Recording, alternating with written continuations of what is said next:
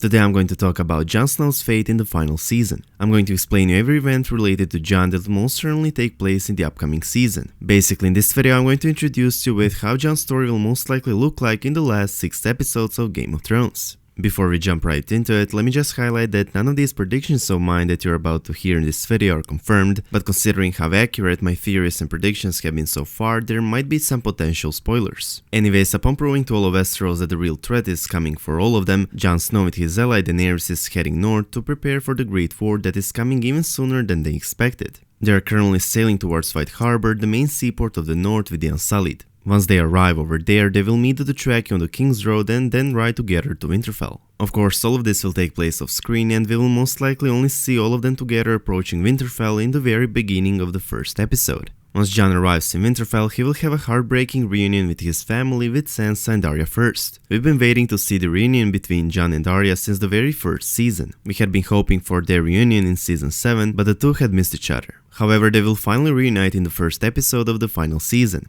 Jon loves and cares for all his siblings, but Jon and Arya have a unique bond which Shaw made sure to remind us of just before the actual reunion takes place. I hope he comes back soon. I remember how happy he was to see me. When he sees you, his heart will probably stop. However, while there will be a few moments of a heartbreaking reunion, there will be no time for much chatting because Winterfell is already preparing for the war. Even though Jon Snow is unaware of the fact that the Night King and his army are marching south of the Wall, Bran already informed everyone in Winterfell, as he himself through his flocks of ravens witnessed the moment when the Night King destroyed a large portion of the Wall, allowing his army to march south. Upon being informed about this huge news, the next scene we will see in Winterfell is it soon to be Jon having an urgent meeting with majority of the Northern Lords and his allies at the Great Hall in order to discuss their strategy and defenses. Next to Jon most likely sits Daenerys, whom Jon presents as the North's strongest and most trusted ally. Jon will then order Maester Vulcan to send ravens to Lord Ned Umber and Lady Ellis Karstark, informing them that the Army of the Dead is marching south of the Wall, and since their castles are the furthest northern settlements in the north, they will be the first obstacle in the path of the Night King. This is something Jon already warned the Northern Lords about in the season 7 premiere. Anyways, beside informing Lord Umber and Lady Karstark about what's coming, Jon will also order them to leave their castles and drive their men to Winterfell as fast as they can, since none of them alone could stand a chance against the Army of the Dead that numbers over 100,000 whites, as well as the White Walkers and the Undead Dragon. Once the meeting is over, Jon will surely ask Sansa about Bran, and she will likely inform him that Bran spends his day in the Godswood of Winterfell. Besides reuniting with Sansa and Arya, Jon will most certainly have a reunion with Bran as well, who will at the moment of Jon's arrival be in Godswood accompanied by Sam. The most important question regarding this reunion is whether or not Bran and Sam will finally reveal to Jon his true parentage, and the answer on that question is not yet, not in the season premiere. Just when the two tell Jon that they have something important to tell him, Maester Vulcan will disrupt their conversation by informing Jon that the Night King already attacked and destroyed the last hearth and Carhold, seats of the Lord and Lady he earlier sent ravens to, but it was too late. In my opinion, Jon will not learn the truth about his parentage until the 3rd episode, while in the 2nd episode, on the other hand, I expect Daenerys to reveal him her pregnancy. In the season 7 finale, we finally had seen the two hook up while Bran's voiceover was explaining that they are in fact related. It's been highlighted numerous times during this season that Daenerys believes she can no longer have children because of a prophecy that was told to her by Mirri Maz Duur in the season 1 finale. The prophecy tells, when the sun rises in the west and sets in the east, when the seas go dry and the mountains blow in the winds like leaves, when your womb quickens again and you bear a living child, then he will return and not before. Even though Daenerys does believe in this prophecy, as Jon Snow pointed out himself, it may not be entirely true. Additionally, so many people were talking about Dany's ability to have children in so many scenes that it seems like Jon and Daenerys having a baby is not even questionable, but was rather foreshadowed. Tyrion talked to Dany about her plan for succession, Dany talked to Jon how her dragons are the only children she'll ever have, and even Jorah talked to Jon about his future child. Just as Jon Snow stated, it's highly possible that the witch was not being honest with Dany, which along with all those foreshadows might mean that the season finale brings more surprises than we hoped for. If Daenerys truly is pregnant, that's definitely something Jon will find out earlier in the season. The only problem with Dany getting pregnant is another theory that has been floating around for quite some time. If Daenerys truly got pregnant, could she die in childbirth?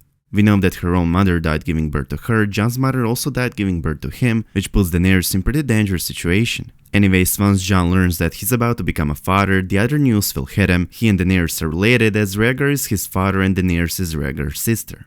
Bran has been waiting for the entire past season to reunite and talk with Jon, and even though he and Sam will not have a chance to reveal Jon the truth in their first meeting, Jon as well as Daenerys herself will without a doubt learn of their family ties at some point, most probably in the 3rd episode. Many fans are wondering how will this huge information affect Jon and his relationship with Daenerys. First of all, Jon will surely accept the fact that he's a Targaryen, but he will always be a Stark as well, which he pretty much confirmed himself in the season 7 finale. While having a conversation with Theon, Jon stated that even though Theon's real father was Balon, Ned was more of a father to him than Balon ever was. Jon said, "You don't need to choose, you're a Greyjoy and you're a Stark." This conversation answers itself on a question about which house will Jon represent once he learns of his true parentage. Now that we know how the truth will affect Jon, let's see how will that same truth affect Jon's relationship with Dany. Dany is pregnant, we're all expecting the Targaryen marriage, but having in mind that Jon will almost certainly find out about his true parentage almost at the same time Daenerys tells him that they are about to have a baby, quite a amount of fans also doubt that this marriage will actually take place. Well, here's a huge surprise for you. This marriage is happening in the 5th episode of the season. I'm aware that you're wondering how am I so sure, and this is a topic I'll make a video about in the following days, but let's just say Jon has been a bastard son his entire life, and he most certainly will not allow his child to be born out of wedlock. We'll witness the Targaryen wedding later in the season, and as I already said, I will make an entire video about this in the following days. In the 2nd episode of the season, however, Jon, the entire living North and their allies will face a great battle against the army of the dead. This huge battle for Winterfell has been confirmed by a bunch of leaked photos from the Winterfell set in Moneyglass. As we can see for the final season, the production has made for the very first time an actual battlements and outer walls that were in previous seasons added in with CGI. HBO is also laying down white tarps all over the place in preparation for fake snow. For all of you that are wondering why is this a huge news, not to mention how is this confirming a great battle for Winterfell, well, let me explain to you. If there's not going to be any battle scene filmed in a Winterfell set, the production would not have to bother with building actual walls with which main characters and extras will interact with, neither would they have to have fake snow on set unless real people are going to march over it. Long story short, Jon Snow and almost the entire living side will face 100,000 strong army of the dead in front of Winterfell. The living side will win this battle and a few more, but every single one of these battles between the living and the dead will take a lot of casualties for both sides, with the difference being that every casualty of the undead army will be replaced with a casualty of the living side. All brave soldiers that are going to sacrifice their life on the battlefield in order to stop the Night King and his army will be erased from death, and will increase the numbers of the undead army will decrease the chance for living side to win the greatest war.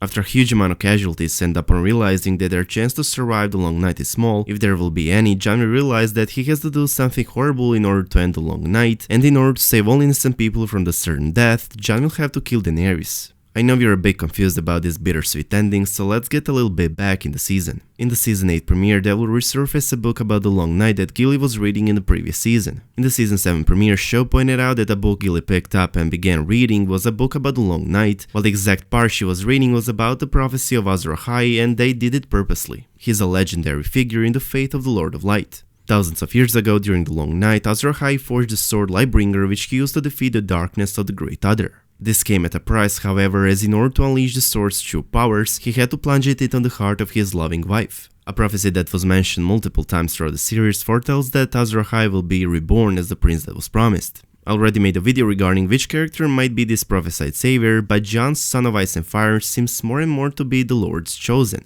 Anyways, upon finding out about Jon's true parentage in season 7, which basically confirms that Jon is a son of Ice and Fire, and upon finding out about Jon's death and resurrection in the final season, it's quite possible that Sam will proclaim Jon, the prince that was promised, a hero that was reborn amid smoke and salt, a hero that will wield the flaming sword to stand against the others, and if he falls, the world falls with him. In the 3rd episode of the 6th season, Melisandre already told Jon that he might be the prince who was promised, but Sam will now try to convince Jon that he in fact is the Lord's chosen. If Jon Snow truly is the prince that was promised, it means that Daenerys is probably going to die. Both Jon and Dany are tied to the Azor Ahai prophecy, which includes a historic legend of a hero sacrificing his love in order to save the world from the long night. Melisandre told Daenerys that she has a role to play in the prophecy, as does Jon Snow. Daenerys' role in the long night is most likely her eventual sacrifice and death. It seems that just like Azor Ahai, who had to draw his sword into his wife's living heart in order to create Lightbringer, Jon will have to do the same, but after Daenerys gives birth to their child, of course. This would mean that Jon Snow as the prince that was promised will defeat the Night King and save Westeros, but in order to do so, Jon will have to sacrifice Daenerys, who will at this point be his wife and mother of their child. Let me also highlight that this theory most certainly matches with George R. R. Martin's announced bittersweet ending.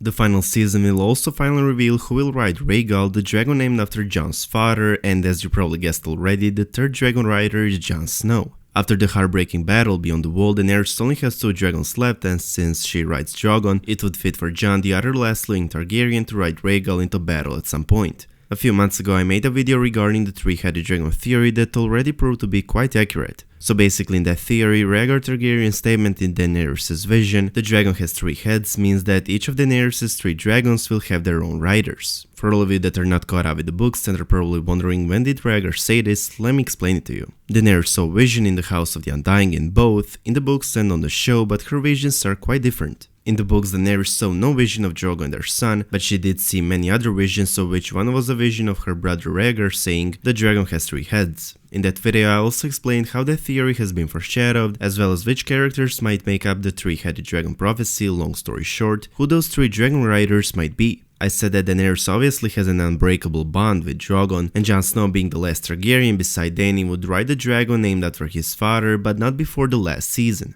Regarding the 3rd dragon rider that is required to fulfill the 3-headed dragon theory, I stated that it would be nice to see Daenerys, Jon and Tyrion riding the dragons into battle against the Night King, but I said it was kind of too obvious and simple to be true, at least too obvious for Game of Thrones. Instead of Tyrion, who seemed to have developed connections with Dany's dragon, I stated that the Night King will be the 3rd dragon rider, which came true, and therefore we would have Daenerys Fire, the Night King Ice and Jon Snow Ice and Fire riding 3 dragons. There you have it guys, Jon Snow's fate in the final season, mostly based on theories and predictions of mine that are backed up with strong evidence and proof, but also based on a very few leaked photos.